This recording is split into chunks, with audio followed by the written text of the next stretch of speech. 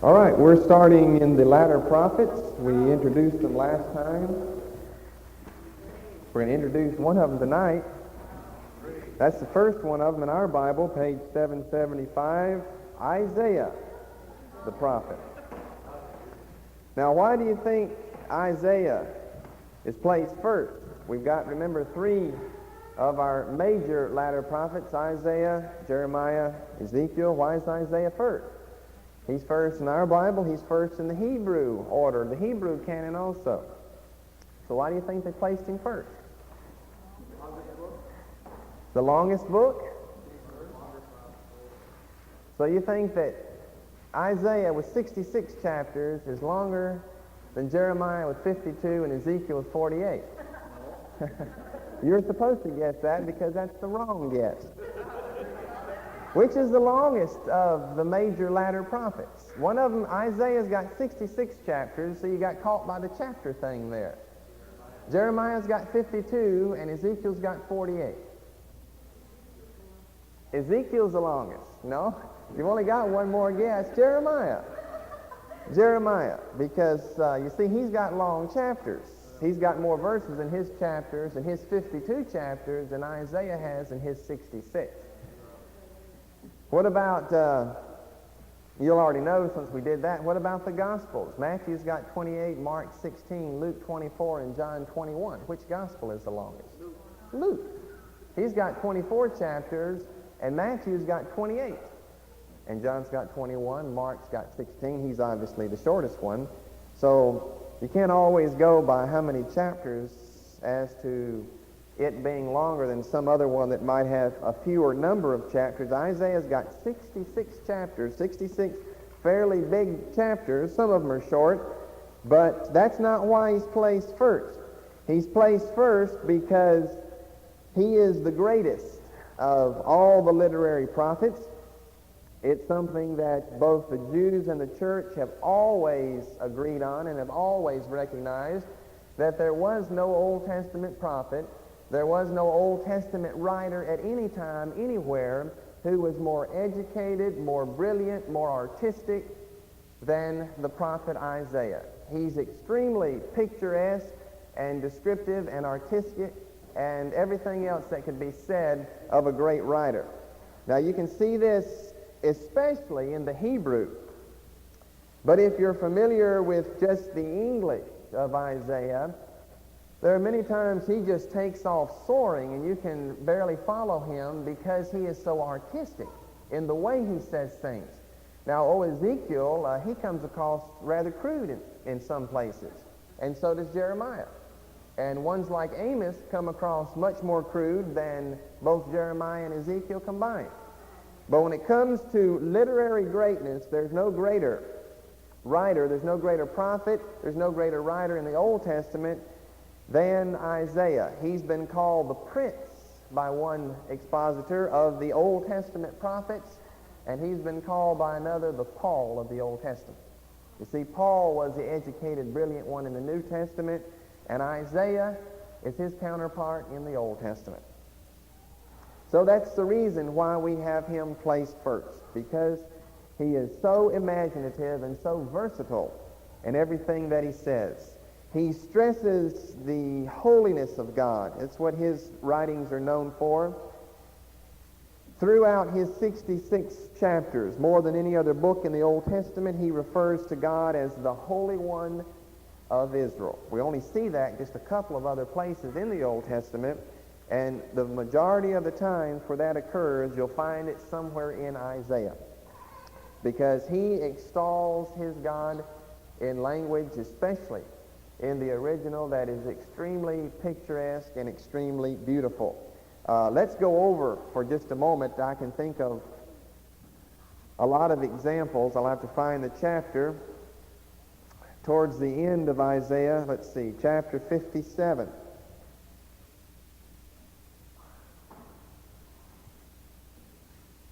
Especially chapters 40 to 66, the second half of the book. We really see him in his versatility displayed. Isaiah 57:13. When thou criest, let thy companies deliver thee, but the wind shall carry them all away, and vanity shall take them. But he that putteth his trust in me shall possess the land, and shall inherit my holy mountain. And shall say, cast ye up, prepare the way. Take up the stumbling block out of the way of my people. For thus saith the high and lofty one that inhabiteth eternity, whose name is holy. Here's just a verse, and he's stressing the holiness of God. Now, he doesn't actually say the Holy One of Israel here. He says that in many other places, but he's saying the same thing. His name is holy. I dwell in the high and the holy place, with him also that is of a contrite and humble spirit, to receive the spirit of the humble and to revive the heart of the contrite ones. I will not contend forever, neither will I be always wroth. For the spirit should fail before me, and the souls which I have made. And so forth. Verse 19. I create the fruit of the lips. Peace, peace, to him that is afar off, and to him that is near, saith the Lord, and I will heal him. But the wicked are like the troubled sea, when it cannot rest, whose waters cast up mire and dirt. There is no peace, saith my God to the wicked. Just many places that you're familiar of. One of them, one of the primary places, is right here in the first chapter, which is known as the grand indictment against Judah and Jerusalem. God's put them on the stand, wanting them to testify on their own behalf, and he's asking them, now, why are you doing what you're doing, and who told you that you should do it, and who gave you the permission?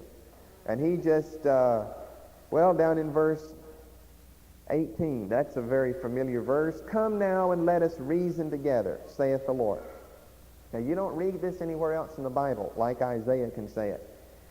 Come now and let us reason together, saith the Lord. Though your sins be as scarlet, they shall be white as snow, and though they be red like crimson, then they shall be as wool.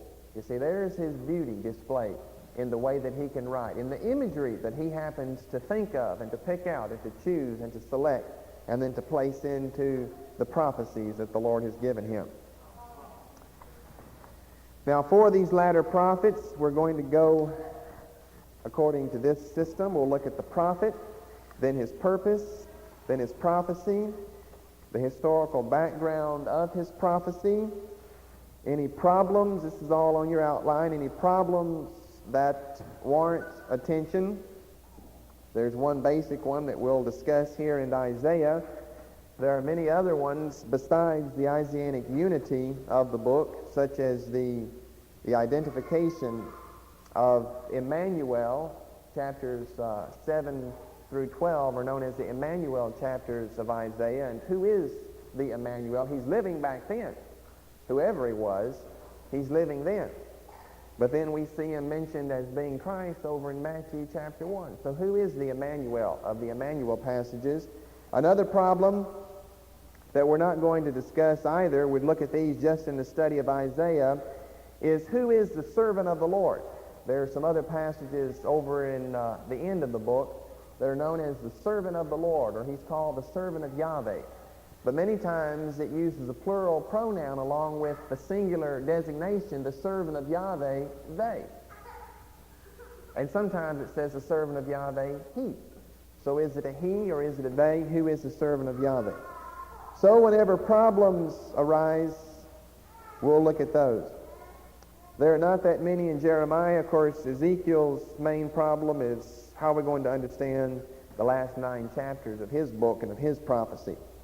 So we'll look at the prophet, his purpose, his prophecy, historical background, any problems that are necessary, and then we'll look at a sectional discussion, which means that we probably won't go into as much depth as we've done in some of the earlier books, Kings and Samuel, Joshua, Judges, some of those. But we'll take the sections of the book and skim the sections and read the important passages, make notices of things that you need to remember that characterize the prophet or his prophecy, or particular passages that are necessary to remember. We'll point those out. One of the things that points towards Isaiah's versatility is his large vocabulary that he has. In comparison to Ezekiel, who had 1,500 words, this is approximately, and Jeremiah, who had 1,600 words, Isaiah uses 2,200 different words in his 66 chapters. So Ezekiel uses 1,500, Jeremiah uses approximately 1,600, and Isaiah, you see, this points towards his education and brilliance when writing a shorter book than Jeremiah. He's using, 600 more words, 600 more different words that aren't used anywhere else. That's, a new choice that he chooses. A lot of synonyms. And, of course, if you know a lot of synonyms, then obviously you have a very broad vocabulary. If you can call something big, and that's about all you can think, then you can think of large, but then you can think of some other words that go along with that that would say the same thing, so you don't have to use the same word over and over again. It proves that you're educated, that you're intelligent, and Isaiah certainly met the qualifications for that. A good memory text for you is Isaiah 44. In verse 3, "For I will pour water upon him that is thirsty, and floods upon the dry ground. I will pour my spirit upon thy seed." Another one of those household salvation texts. "And my blessing upon thine offspring." Isaiah 44:3. That's a classic text in Isaiah. Isaiah 44:3. Now you say, is that the only one? No, there are many classic texts in Isaiah. We could have had you memorize the whole 53rd chapter, because that's the most classic text in all of Isaiah. It's not very long, just 11 or 12 verses in Isaiah 53. You probably know most of it. If not by word-for-word memory, you've got it close to that anyway, because it's famous for its prediction of Christ, the Messiah. His name, Isaiah, in the Hebrew is very similar to the name Joshua, which you remember is very similar to the name Jesus, and his name means Yahweh is salvation, which characterizes his book. It's interesting that God chooses people and chose Isaiah with a name that would characterize his ministry and his book. There's one book on salvation in the Old Testament. In the Old Testament prophets, of course, it is certainly the book of Isaiah. He is known as the evangelist of the Old Testament because of his many messages on salvation, and because his name means Yahweh is salvation. So I've given you several things that he's referred to. He's the Paul of the Old Testament. He's the Prince of the Old Testament prophets, and he's the Old Testament evangelist, because he's prophesying of salvation and redemption, especially throughout chapters 40 through 66. Time and time again, these things are coming up. His father's name was Amos, who evidently was an important figure, because he's called 13 times in the book the son, Isaiah, the son of Amos. Now, we know nothing about Amos, know nothing about him, where he came from, what he was like, what he did, who he was.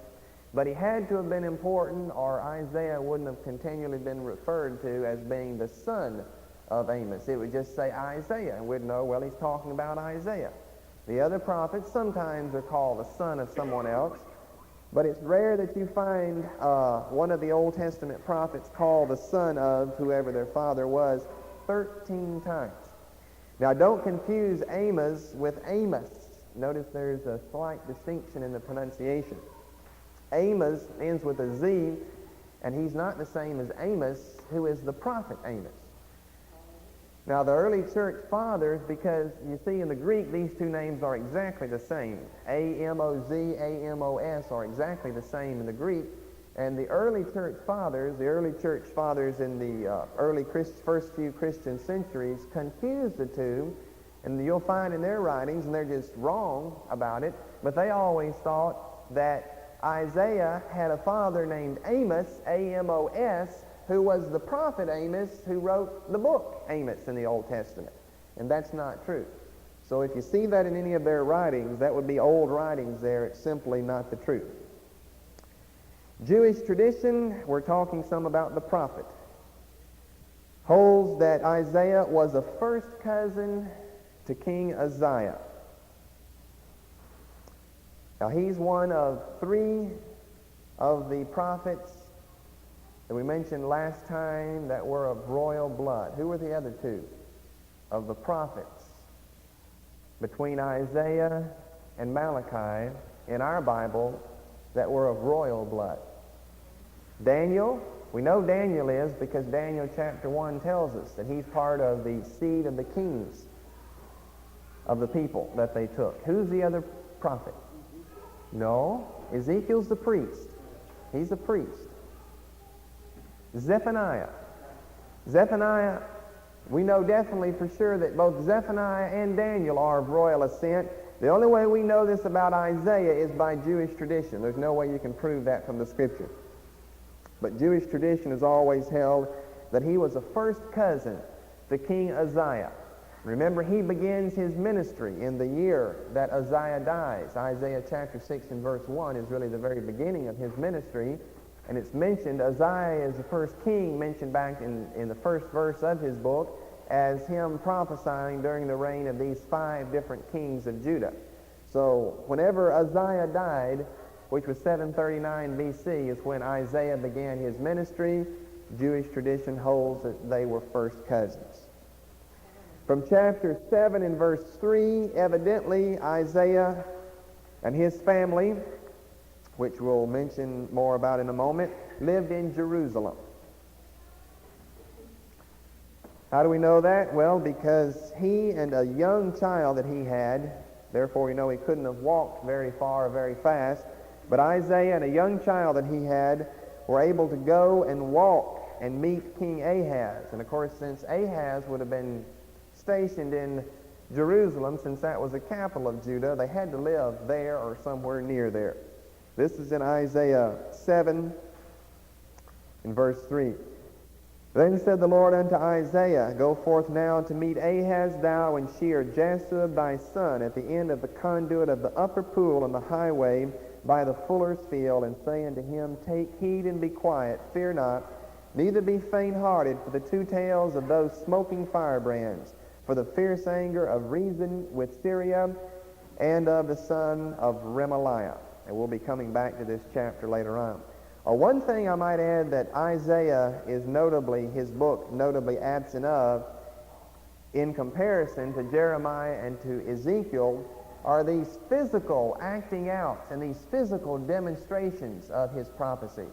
Ezekiel and Jeremiah are always acting out their prophecies, especially Ezekiel, by lying on his side for a certain number of days, by building a tile model of Jerusalem and making war against it, by cutting off part of his hair.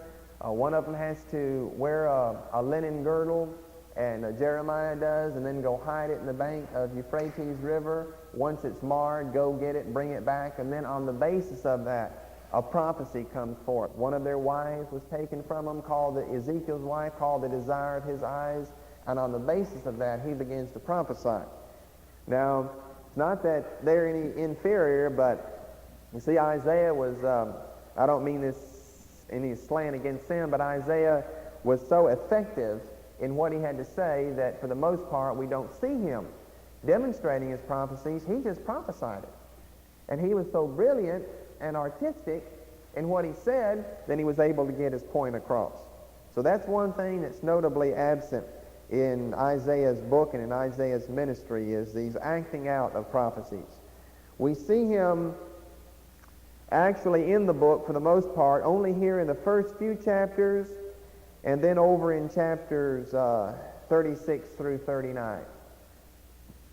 And for the most part, you just don't see Isaiah appearing anywhere else. We see him appear back in chapter 6. We see him here in chapter 7. He appears again in chapter 8. And then he appears again over in 36 through 39. And the rest of the material is not so much historical, but it's prophetic that he gives. Well, we saw already from the 3rd verse of that chapter that he had a son, which means that he must have had a wife, which we find out from chapter 8 and verse 3 was a prophetess. So we have a prophet, Isaiah, married to a wife who is a prophetess. Now, we're not given her name anywhere, but we know that she is a prophetess. And from this union of Isaiah the prophet and his prophetess wife, they had 2 sons born who are important because God again used them and their names to get a message across to his people. The first son in chapter 7 and verse 3, Shear-Jashub, and the second son in chapter 8, verses 1 to 4, Maher-Shalal-Hashbaz. And each one of these sons were named what they were, just like Hosea. Hosea had several children, boys and girls, over in Hosea chapter 1. And they had certain meanings that went along with their name, and that's why God gave them that particular name. Now, that doesn't mean that these books that they have, I didn't plan to say this, but I'm going to say it, doesn't mean that these books that they have out on names that you go and trace back your name and it means such and such are valid. As a matter of fact, I recommend that you don't go do anything like that. There are books out where you trace your name back. Some of us, of course, can't find our names, but most of us don't have strange names, and we can trace our names back, and it means that you're, good or lighthearted. What's interesting is, for the most part, all these names are positive.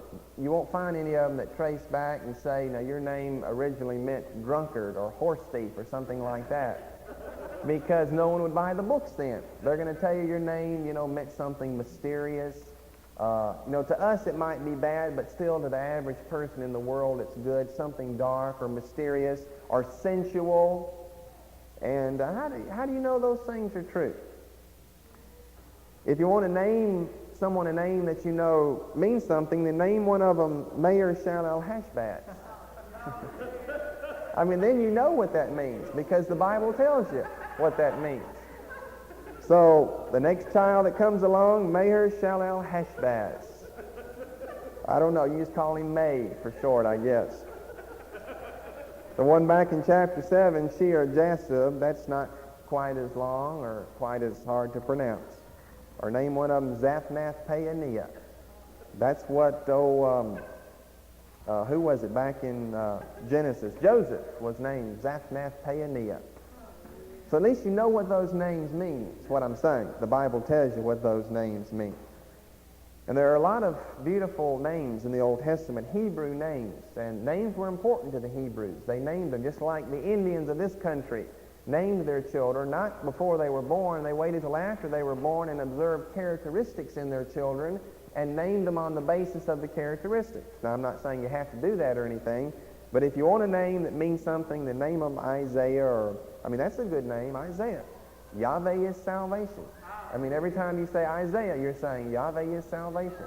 That'd be a beautiful thing to be confessing all day long. I think we're going to get in trouble after this with some children around here. Zechariah and Zerubbabel, and just don't name any of them after these wicked kings now that we're studying. Some of them even may have pretty names, but in the Hebrew they may mean something good. But then your child grows up and he's going to ask you, why did you name me Jezebel? Or it may have had a pretty name in the beginning, or Ahaz, or Ahab, or any of those wicked ones. Well, anyway, we're back to the children. Shear-Jashub 7:3, what does that mean? It means a remnant shall return. One name is positive, one name is negative. Shear-Jashub, which was the first one, was a positive name, a remnant shall return. Speaking of a remnant of Israel that would be saved and that would return. Maher-Shalal-Hashbaz, chapter 8, verses 1 to 4, means the spoil speeds and the prey hastens. You say, what does that have reference to? That has reference to the impending destruction of the land by Assyria. And God's saying the spoil speeds, the prey hastens. In other words, Assyria is going to come and quickly take away Israel and quickly take away the people. Remember, Isaiah 7:39 is prophesying before the fall of Israel in 7:22. So we've got a period of 20 years there that he is prophesying, and in his prophetic ministry, 7:39, prior to the fall of Israel and Samaria in 722. Although the thrust of his ministry is not directed towards Israel, there is one section that is.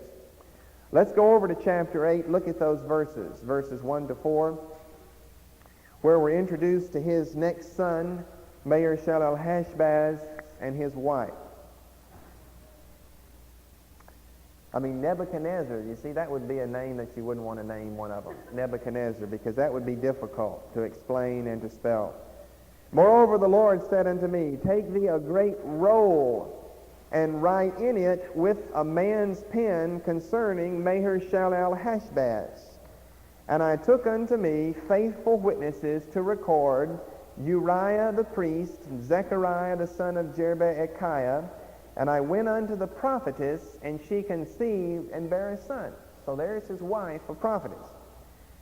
Then said the Lord to me, Call his name Maher-shalal-Hash-Baz. For before the child shall have knowledge to cry, My father and my mother, the riches of Damascus and the spoil of Samaria shall be taken away before the king of Assyria. So he was named for a reason. And then we're told down in verse 18. Now this had a historical reference, first of all, to Isaiah, secondly, to Christ and the believer over in Hebrews chapter 2. But notice what Isaiah said, confirms what I've been saying about God purposely wanting to name them this. Isaiah said, Behold, I and the children whom the Lord hath given me are for signs and wonders. That's what their name was typifying. In Israel from the Lord of hosts, which dwelleth in Mount Zion. So he said, My children that the Lord has given me, and especially their names, are for signs and wonders. Not only their name, but the child himself, because you see in verse 4, we've got a time period before the child is able to say or to have knowledge, to cry out, father and mother. In other words, he's setting a time period before he can say, My father and my mother. Then the riches of Damascus, the spoil of Samaria, shall be taken away before the king of Assyria. Those are the two children that we know he had because they're named in his book. Isaiah wrote several other books that have not been preserved extant for us to enjoy. 2 Chronicles 26:22 and 32:32. Let's go look at the books that he wrote. 2 Chronicles 26 and verse 22.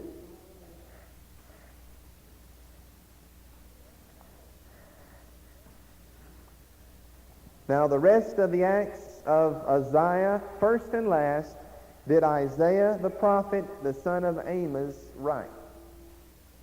Now he mentions Uzziah in the book of Isaiah. He mentions his name there several times. Chapter 1, verse 1, chapter 6, verse 1. But he doesn't record his acts first and last. Now he mentions his last act, that was when he died in Isaiah 6:1, but he doesn't tell us any about his first act, so this would have to be referring to some other book that Isaiah wrote concerning the acts of Uzziah that we don't have with us today. And then in 32, in verse 32, now the rest of the acts of Hezekiah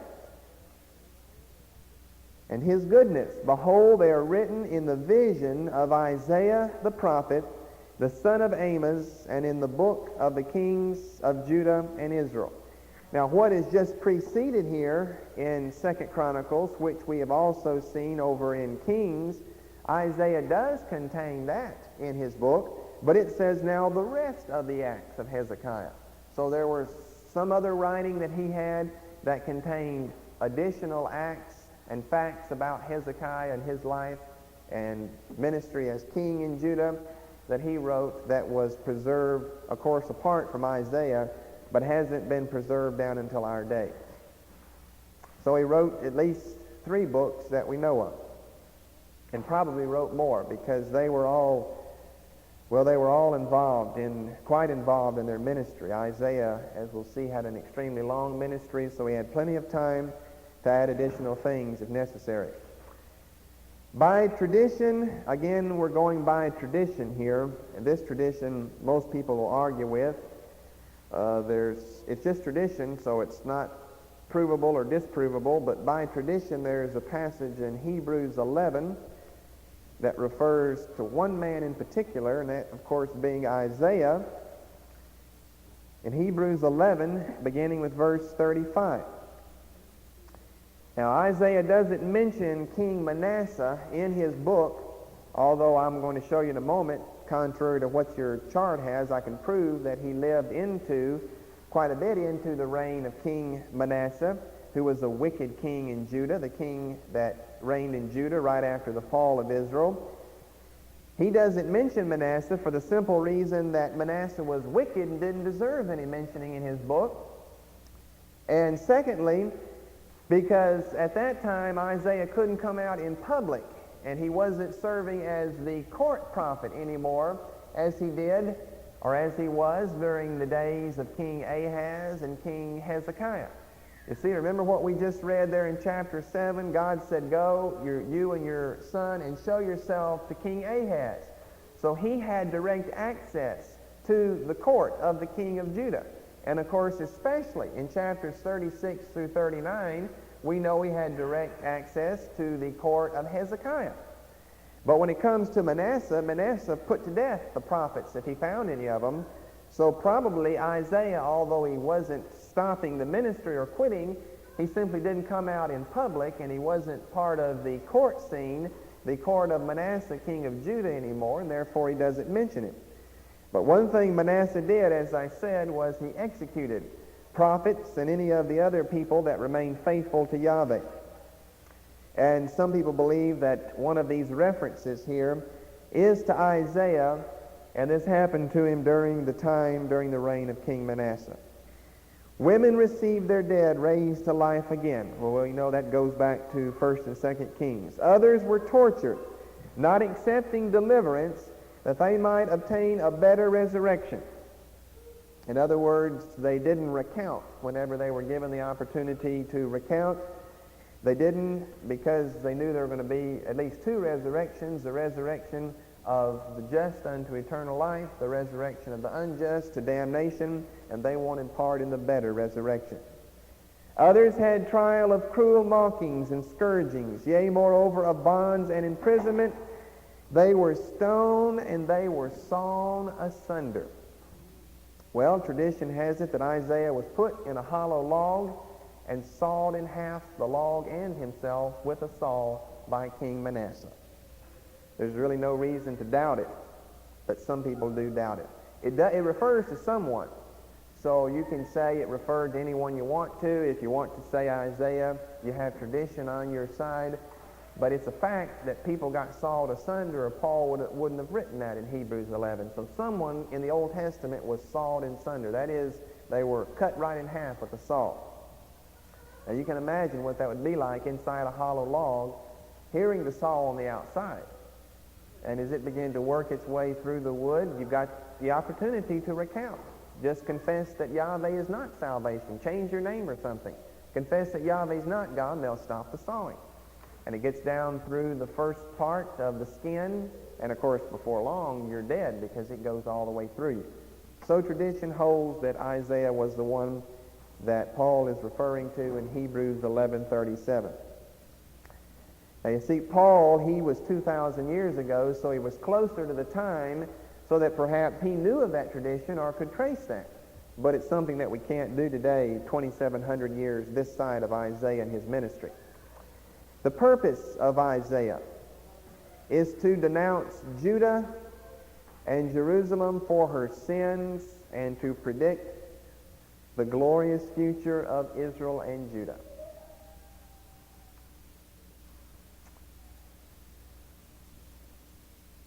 So primarily he is a prophet to the southern kingdom. We only have a small portion of denouncement against Israel in the first 40 chapters, although Israel is included in the latter half of the book. I included that in the purpose. The purpose was to denounce Judah and Jerusalem for her sins, and then afterwards to predict the glorious future that Israel and Judah would share together. in the end time, millennial and afterwards economy of God.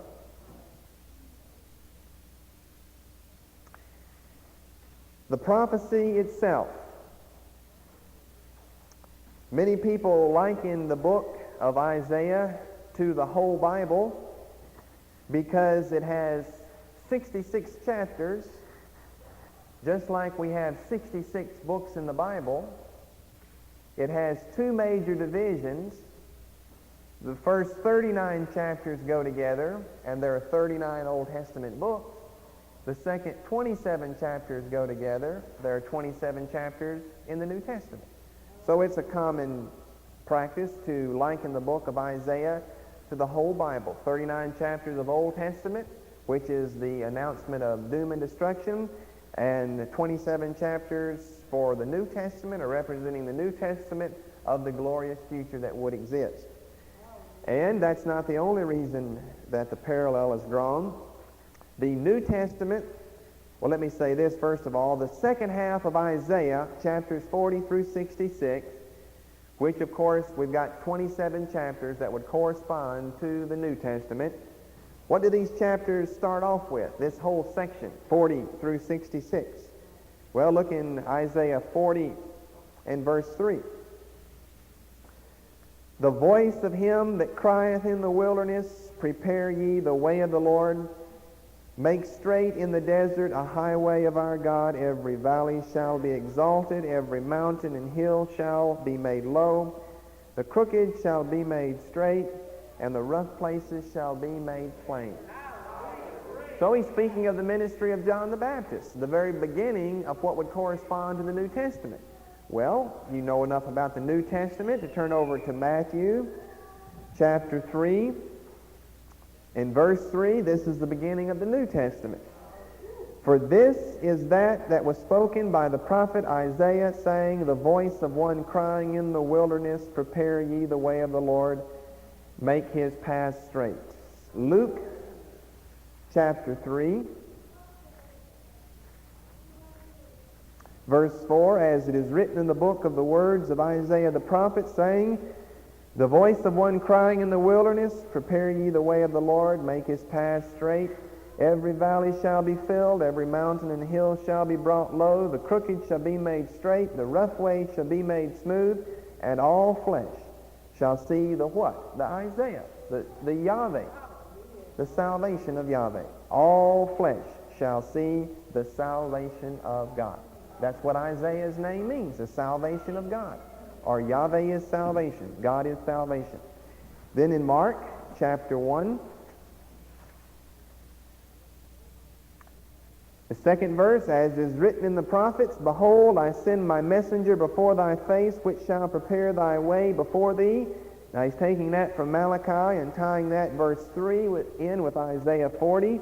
The voice of one crying in the wilderness, prepare ye the way of the Lord, make his path straight. So in other words, the New Testament begins with the ministry of John the Baptist, and the section in Isaiah that corresponds with the New Testament begins with the prophecy that John the Baptist fulfills when he comes on the scene. So there's a direct parallel between them. That's the way the New Testament begins. That's the way Isaiah's second division begins. Let's take a look for a moment at the way it ends. Isaiah 66 and verse 22.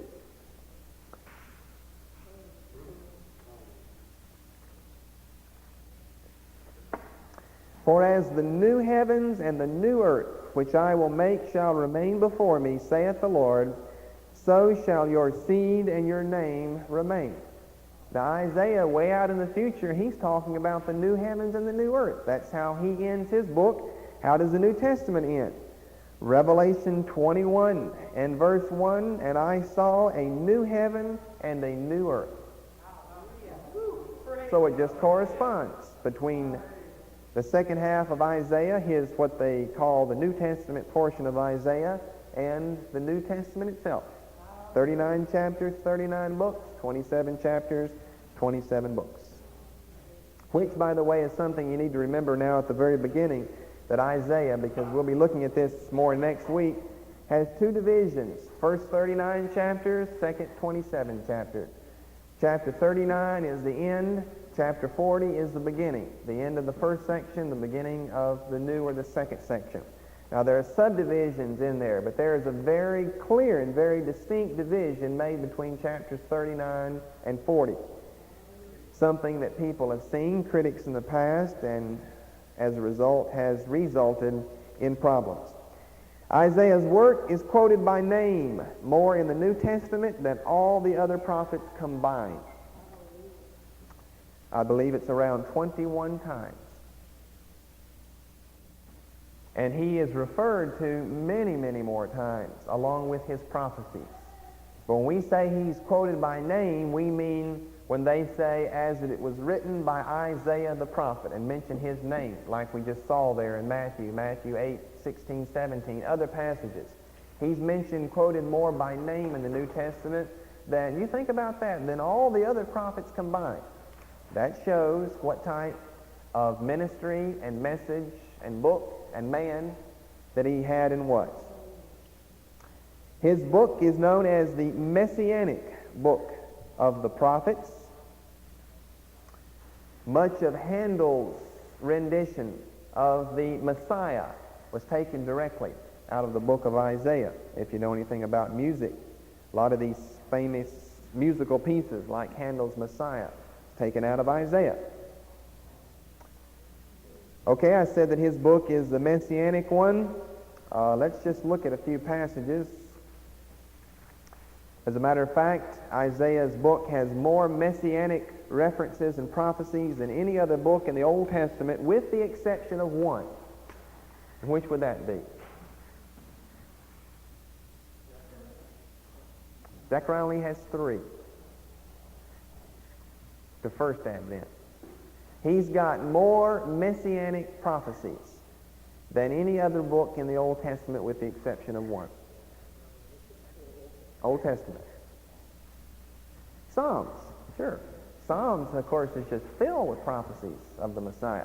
Psalms is the only book that beats Isaiah in its messianic prophecies. Let's look and find some. Well, we can start with a couple of the most famous ones, chapter 7 and verse 14. Therefore the Lord himself shall give you a sign. Behold, a virgin shall conceive and bear a son, and shall call his name Emmanuel.